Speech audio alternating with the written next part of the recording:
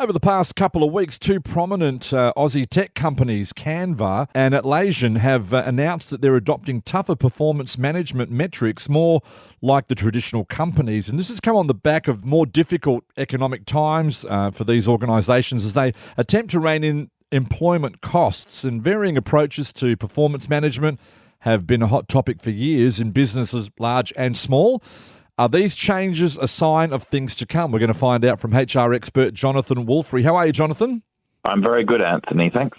Now, will or even should other employers follow in Atlassian and Canvas's footsteps in reverting back to traditional performance management processes? Oh, it's a good question. I think these organisations, the tech darlings of the world, Silicon Valley, obviously some Australian companies and things like that, have been doing some funky things in regards to everything employment related over the last number of years. And I think part of the challenge with those organisations is we go to conferences, we hear the stories, and small businesses in Albany or Denmark or things like that are thinking, gee, I must be doing something wrong. But my view is that these things are all very good to think about things differently and things like that, but sometimes get lost, a big gimmick and things like that. So I actually reckon that many organisations have been sitting back watching what these big organisations are doing, and they come out there and tell you at conferences that you should be doing it differently in a more funky way. But I actually think just sometimes some lower level, more traditional ways of managing performance are important. So hopefully it takes a bit of the pressure off organisations that sometimes are made to feel bad because their performance management processes aren't as fancy as the big tech darlings, and really rebalances us to the fundamentals of performance management in the workplace. What are some of the potential challenges or risks that are associated with the shift towards a more performance-driven culture? Yeah, it's a good one for these organisations. I think what they do is, again, have gotten lost in some of these things and are now trying to look at the fundamentals. So I think, look, when you talk about high-performing team, performance-driven culture, a lot of things jump into people's mind, but sometimes you want to break that down into the simple things such as, we need to give good feedback about the way people are performing in their role. We need to give them the tools and support to say, hey, you did this, maybe we expected you to do it a bit better.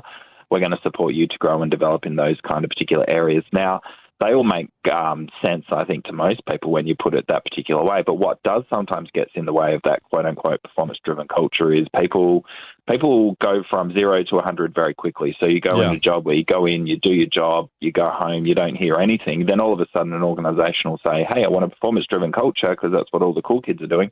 And then all of a sudden you're getting an overwhelming amount of feedback thinking you were doing a good job there to begin with. So to me, the challenges and risks, as you've asked, are in regards to how you actually transition. You're either doing that already, which is fantastic, and sometimes it's as simple as that, or how you start to do that. Don't just start at cold turkey overnight without telling anyone because, you automatically start getting overwhelmed with feedback. Sometimes that can be very off-putting, if not well-meaning. So the challenge is being very clear about what you're looking for, telling your staff members or telling your manager or your team members what you're trying to do, and really working with them to support them to do their job better in a mutually beneficial way. So, Jonathan, do you reckon that stricter performance management metrics are going to have an impact on employees?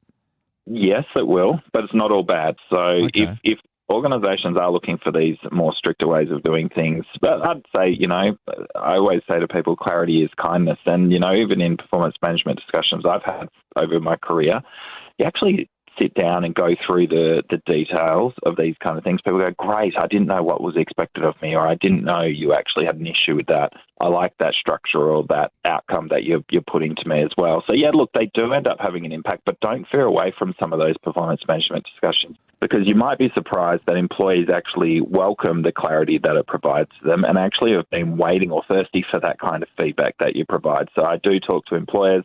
A lot of them like, how this person's been underperforming, or we haven't managed their performance for a long period of time. I've got some issues. I don't know how to approach it. Sometimes just ripping that Band-Aid off and just going, look, sitting down, we want to work with you. And people are like, gee, I didn't know you felt that way. So if you work through that in a transparent way, in a considered way, then sometimes it's not a bad thing. In fact, people can welcome it. Yeah, really helpful and insightful. Thank you, HR expert Jonathan Wolfrey. We'll catch up again soon, Jonathan. No worries. Look forward to it, Anthony. All right, here we go. Join JB, BT, Daisy and all your favourite footy callers this season right here on Listener. You're looking at the match winner. Search Triple M Footy to stream every game live. Just what the doctor ordered. Footy lives on Listener.